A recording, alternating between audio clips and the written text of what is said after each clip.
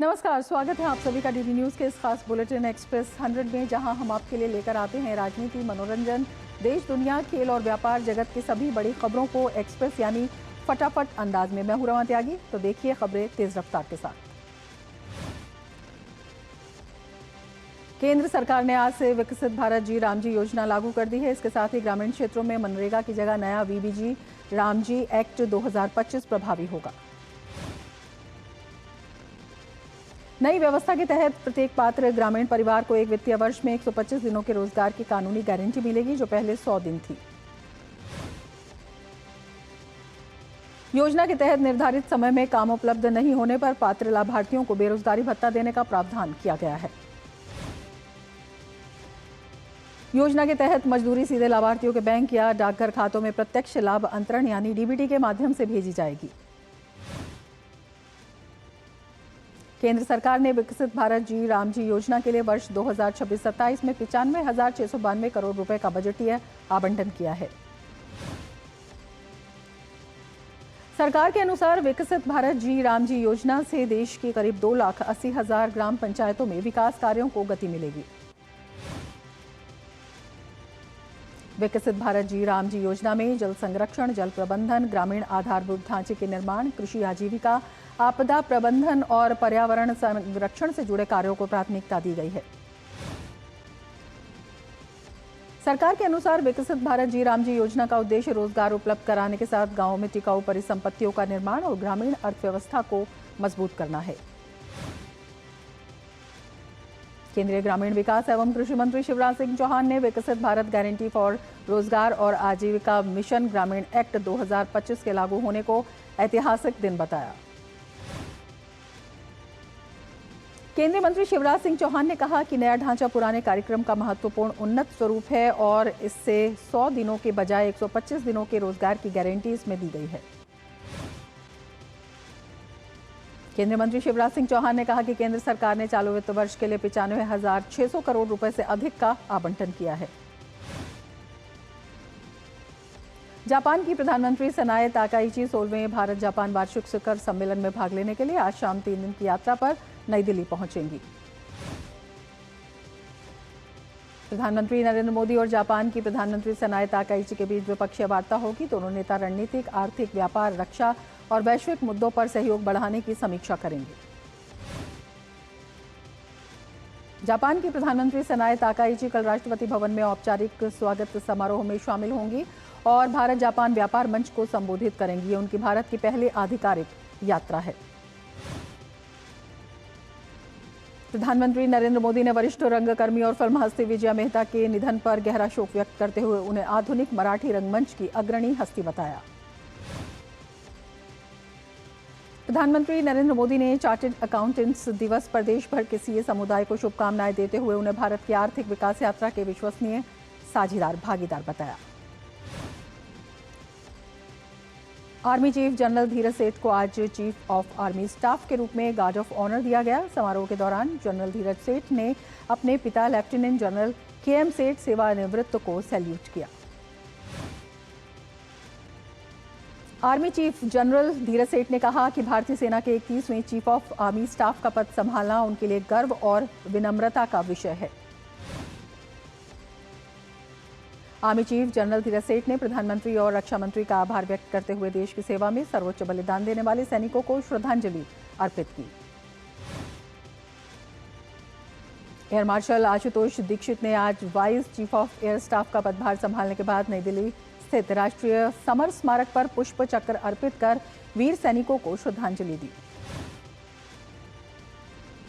मुख्यमंत्री पुष्कर सिंह धामी ने कहा कि आज से उत्तराखंड अल्पसंख्यक शिक्षा अधिनियम प्रभावी हो गया है। इसके साथ ही मदरसा शिक्षा बोर्ड अधिनियम और गैर सरकारी अरबी फारसी मदरसा मान्यता नियम समाप्त हो गए हैं।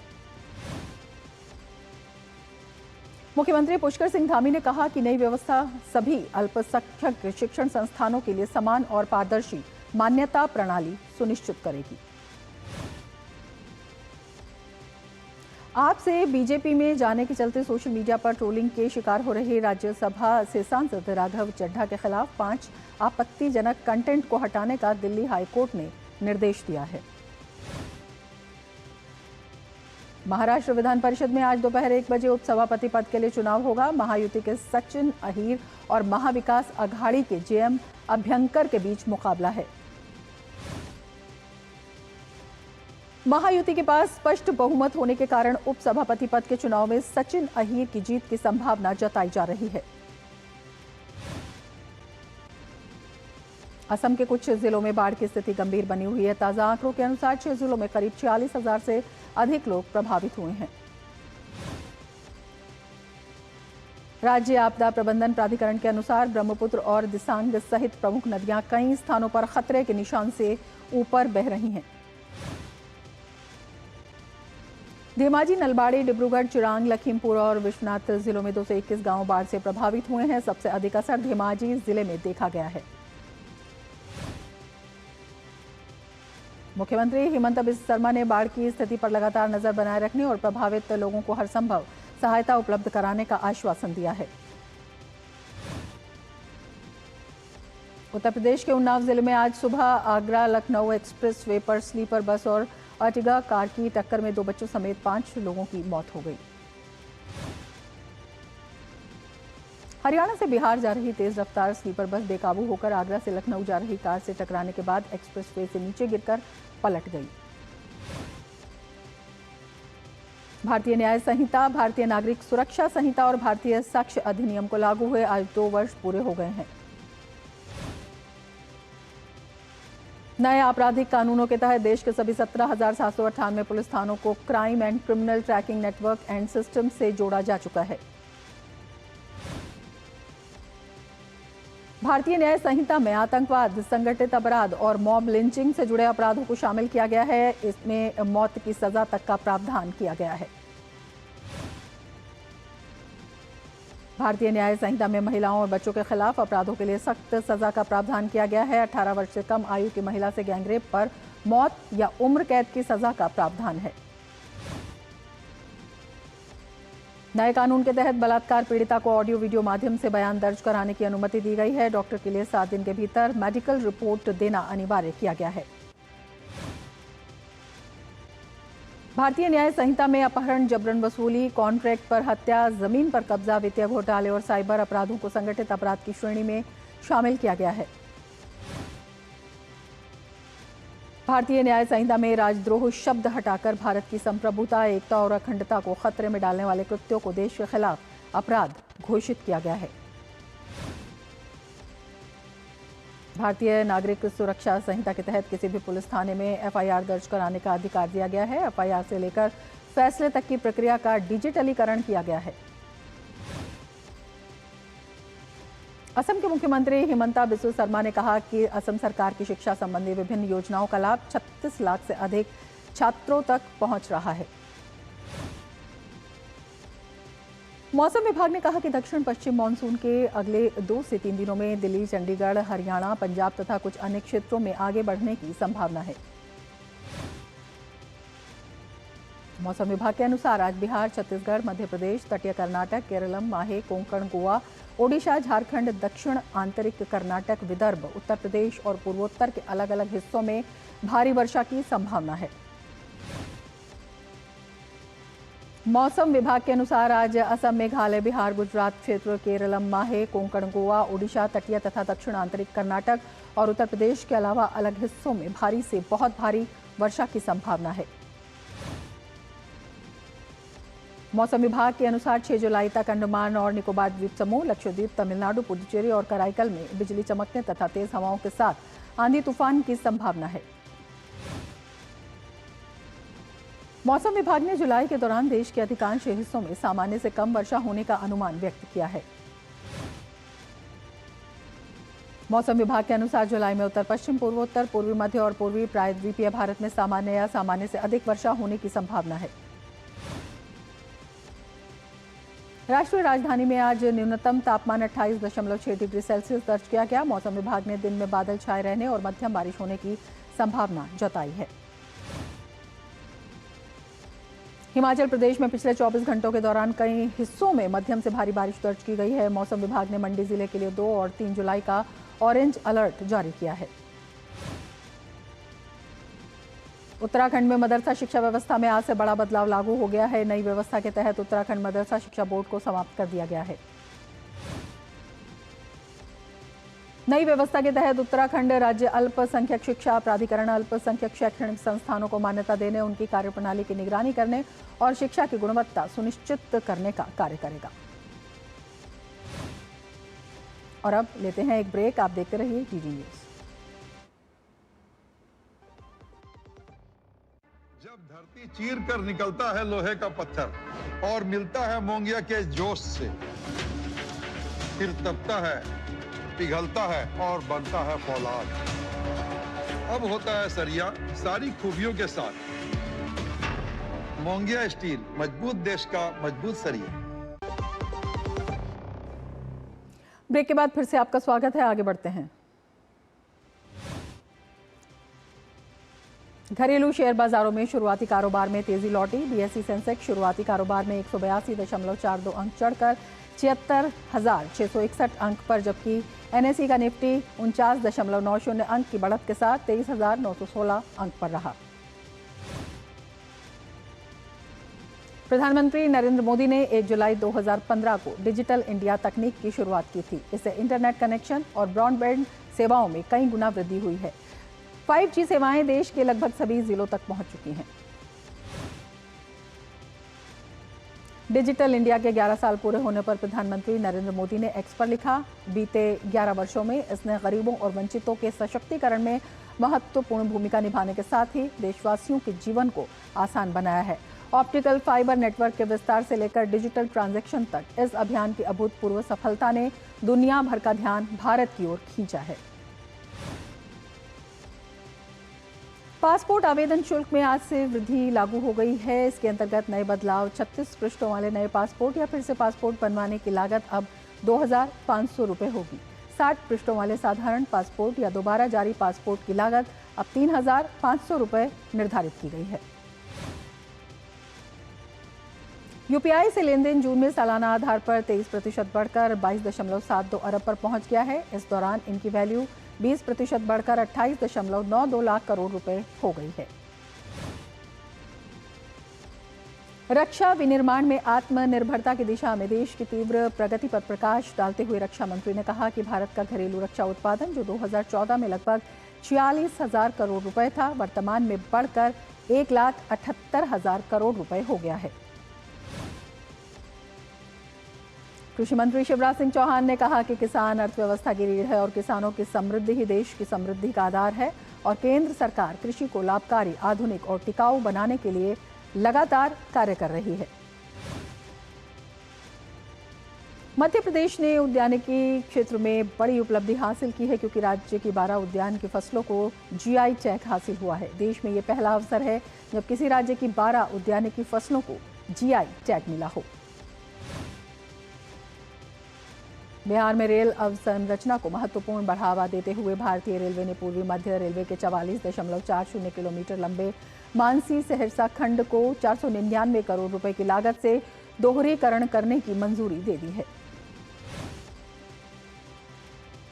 रेलवे ने 200 करोड़ रुपए की लागत से दक्षिण पूर्व रेलवे में शेष 48 फाइबर ऑप्टिकल फाइबर केबल लगाने की मंजूरी दे दी है। इससे रेलवे का डिजिटल संचार नेटवर्क मजबूत होगा।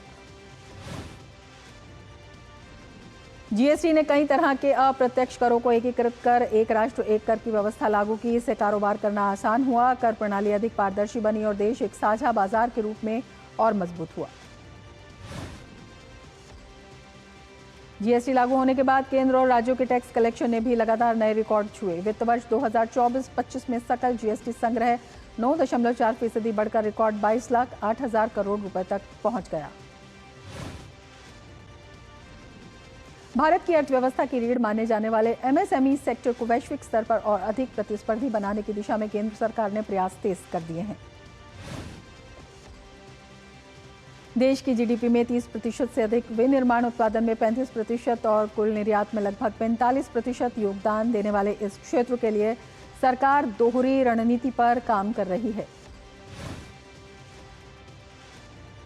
सरकार ट्रेड रिसीवेबल्स डिस्काउंटिंग सिस्टम यानी एमएसएमई के बिलों के त्वरित भुगतान के लिए डिजिटल प्लेटफॉर्म को जेम से जोड़ रही है, ताकि छोटे कारोबारों को समय पर भुगतान मिल सके और उनकी कार्यशील पूंजी पर दबाव कम हो। पर्यटन मंत्रालय ने भारत के पर्यटन स्थलों के डिजिटल प्रचार को मजबूत करने के लिए गूगल इंडिया के साथ एक समझौता ज्ञापन पर हस्ताक्षर किए।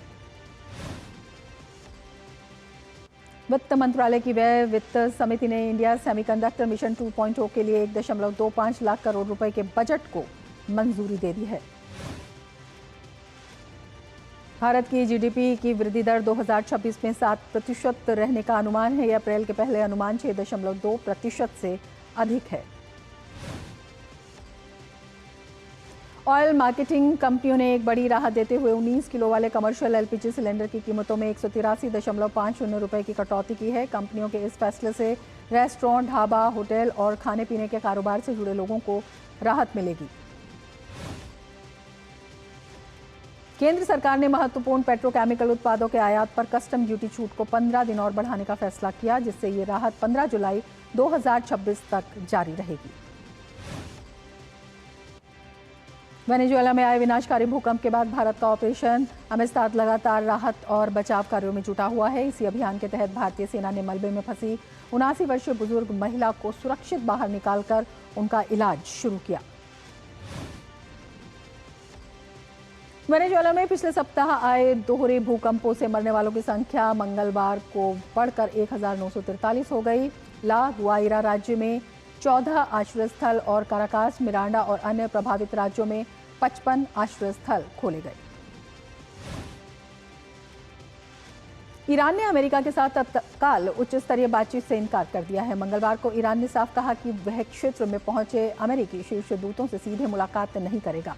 ईरान का कहना है कि दोनों देशों के बीच 2 सप्ताह पहले हुए युद्ध विराम समझौते की शर्तों को पहले पूरी तरह से स्पष्ट और लागू किया जाना चाहिए। अमेरिका की ओर से जारी कुशनर और विशेष दूत स्टीव विटकॉफ कतर की राजधानी दोहा पहुंचे। व्हाइट हाउस ने इसे उच्च स्तरीय वार्ता बताया, लेकिन ईरान और मेजबान कतर ने स्पष्ट किया कि अमेरिकी प्रतिनिधिमंडल की ईरानी अधिकारियों के साथ सीधे मुलाकात नहीं होगी। ईरान ने एक बार फिर रणनीतिक रूप से अहम हॉर्मुज़ स्ट्रेट पर अपना रुख दोहराते हुए कहा कि इस जलमार्ग के संचालन और यातायात प्रबंधन का अधिकार ईरान और ओमान के पास है। ईरान ने संकेत दिया है कि यदि 60 दिनों के भीतर स्थायी समझौता नहीं हुआ तो वो अगस्त के मध्य से यहां गुजरने वाले जहाजों पर शुल्क लगाने की व्यवस्था लागू कर सकता है। इजरायल के प्रधानमंत्री बेंजामिन नेतन्याहू ने अमेरिका से मिलने वाली आर्थिक सहायता को लेकर बड़ा बयान दिया है। उन्होंने कहा कि इजरायल की अर्थव्यवस्था अब इतनी मजबूत हो चुकी है कि उसे अमेरिकी वित्तीय मदद की आवश्यकता नहीं है। इजरायल के प्रधानमंत्री ने कहा कि मैं अमेरिकी सहायता बंद करना चाहता हूं, ये वेलफेयर की तरह है और मैं इसे नहीं चाहता। उन्होंने कहा कि अमेरिका से मिलने वाली सहायता अब इजरायल की जीडीपी का बहुत छोटा हिस्सा है और देश इसे स्वयं वहन करने में सक्षम है। कतर के प्रधानमंत्री और विदेश मंत्री मोहम्मद बिन अब्दुलरहमान बिन जसीम अल थानी ने अमेरिकी विशेष दूत स्टीव विटकॉफ और राष्ट्रपति डोनाल्ड ट्रंप के वरिष्ठ सलाहकार जेरेड कुशनर से मुलाकात की। बैठक का मुख्य केंद्र अमेरिका और ईरान के बीच 14 सूत्रीय समझौता ज्ञापन के तहत चल रही वार्ता और क्षेत्रीय स्थिरता बनाए रखना था। बैठक में लेबनान में लागू संघर्ष विराम की स्थिति पर भी विचार किया गया। अफगानिस्तान के रक्षा मंत्रालय ने पाकिस्तान के बलूचिस्तान और खैबर पख्तूनख्वा प्रांतों में स्थित आईएसआईएस के ठिकानों पर सटीक हवाई हमले करने की पुष्टि की। बलूचिस्तान के पिशन जिले के सरानन इलाके, चित्राल की शाह सलीम घाटी और कंबर खेल क्षेत्र में कार्रवाई की गई। अमेरिका के सुप्रीम कोर्ट ने जन्मजात नागरिकता को समाप्त करने के उद्देश्य से जारी किए गए राष्ट्रपति डोनाल्ड ट्रंप के कार्यकारी आदेश को रद्द कर दिया है और इस बात की पुष्टि की है कि अमेरिका में जन्म लेने वाले लगभग हर व्यक्ति को स्वतः ही अमेरिकी नागरिकता प्राप्त हो जाती है। दक्षिण कोरिया की संसद ने हान सेओंग सूक को नई प्रधानमंत्री मंजूर किया है। वे पहले नेवर कंपनी की सीईओ रह चुकी हैं। अब उन्हें देश के प्रधानमंत्री पद की जिम्मेदारी दी गई है। मेक्सिको के राष्ट्रपति क्लाउडिया शाइनबाम ने कहा कि मेक्सिको ने यूएसएमसीए व्यापार समझौते को 16 साल और बढ़ाने के लिए समर्थन वाला एक पत्र साइन किया है। घाना की राजधानी अक्रा समेत भारी बारिश के कारण शहर के बड़े हिस्से में बाढ़ आ गई, जिसमें कम से कम 12 लोगों की मौत हो गई और 7 लोग लापता हैं। ऊर्जा मंत्री ने कहा कि अमेरिका ने सर्बिया की प्रतिबंधित रूसी नियंत्रित तेल कंपनी NIS के लिए अस्थायी परिचालन लाइसेंस को 30 दिनों के लिए बढ़ा दिया है। एम्बाप्पे के 2 शानदार गोल की बदौलत फ्रांस ने विश्व कप के प्री क्वार्टर फाइनल में स्थान बना लिया है। राउंड ऑफ 32 में फ्रांस ने स्वीडन को 3-0 से हराकर अंतिम 16 में जगह बनाई। फ्रांस की तरफ से पहले हाफ के अतिरिक्त समय में पहला गोल हुआ, वहीं 2 गोल दूसरे हाफ में हुए। स्टार स्ट्राइकर एम्बाप्पे ने मुकाबले में 2 गोल दागे और विश्व कप नॉकआउट मुकाबलों में सबसे ज्यादा गोल करने वाले खिलाड़ी बन गए। एम्बाप्पे के नाम अब नॉकआउट चरण में 10 गोल हो चुके हैं। नॉर्वे ने फीफा विश्व कप के अंतिम 16 में जगह बना ली है। हालांकि आखिरी मिनटों में किए गए निर्णायक गोल की बदौलत नॉर्वे ने आइवरी कोस्ट को 2-1 से हराने में सफलता पाई। हालांकि का ये नॉर्वे के लिए लगातार 13वें प्रतिस्पर्धी अंतर्राष्ट्रीय मुकाबले में गोल रहा। इस जीत के साथ नॉर्वे ने विश्व कप नॉकआउट चरण में पहली बार जीत दर्ज की और अंतिम 16 में प्रवेश किया। फीफा विश्व कप के राउंड ऑफ 32 में आज इंग्लैंड का मुकाबला DR कांगो से होगा। दोनों टीमें पहली बार एक दूसरे के खिलाफ खेलेंगी। एक अन्य मुकाबले में बेल्जियम और सेनेगल पहली बार एक दूसरे के आमने सामने होंगे। दोनों टीमें शानदार फॉर्म में हैं। हालांकि ग्रुप स्टेज की परफॉर्मेंस को देखते हुए बेल्जियम फेवरेट के तौर पर उतरेगी। एक अन्य मुकाबले में अमेरिका और बोस्निया एंड हर्जेगोविना आमने सामने होंगे। दोनों के बीच अब तक 3 मुकाबले हुए, जिसमें अमेरिका ने 2 मैच जीते हैं जबकि 1 मुकाबला ड्रॉ रहा है। आयरलैंड के खिलाफ 2 मैचों की T20 सीरीज में शर्मनाक हार के बाद अब भारतीय टीम इंग्लैंड के खिलाफ 5 मैचों की T20 सीरीज खेलेगी। सीरीज का पहला मुकाबला आज खेला जाएगा। कप्तान श्रेयस अय्यर के लिए भी शुरुआत अच्छी नहीं रही और वे भी अंग्रेजों को हराकर खुद को साबित करना चाहेंगे। युवा बल्लेबाज वैभव सूर्यवंशी को मिल सकता है डेब्यू का मौका। 4 वर्ष बाद प्रतिस्पर्धी टेनिस में वापसी करने वाली अमेरिका की सेरेना विलियम्स पहले दौर में हार का सामना उन्हें करना पड़ा है। सेरेना को ऑस्ट्रेलिया की माया जॉइंट ने शिकस्त दी। महिला एकल में ही मौजूदा चैंपियन इगा श्वानतेक ने दूसरे दौर में जगह बना ली है। श्वानतेक ने अमेरिका की टेलर टाउनसेंड को हराकर विंबलडन के दूसरे दौर में प्रवेश किया। विंबलडन में आज विश्व नंबर 1 यानिक सिनर अपने दूसरे दौर का मुकाबला खेलने उतरेंगे। सिनर का सामना पुर्तगाल के नूनो बॉर्जेस से होगा। आज से शुरू हो रहे जागरेब रैपिड और ब्लिट्ज टूर्नामेंट में भारत की तरफ से डी गुकेश और आर प्रज्ञानंदा हिस्सा लेंगे। गुकेश इस प्रतियोगिता में वाइल्ड कार्ड के जरिए खेल रहे हैं। टूर्नामेंट में रैपिड के 9 और ब्लिट्ज के 18 दौर खेले जाएंगे। अनीश गिरी, अलीरेजा, फिरोजा, विंसेंट कीमर और नौदिर बेग, अब्दू सत्तोरो जैसे दिग्गज खिलाड़ी भी खिताब की दौड़ में शामिल हैं। इसके साथ ही एक्सप्रेस न्यूज़ में फिलहाल इतना ही। दीजिए इजाजत। नमस्कार।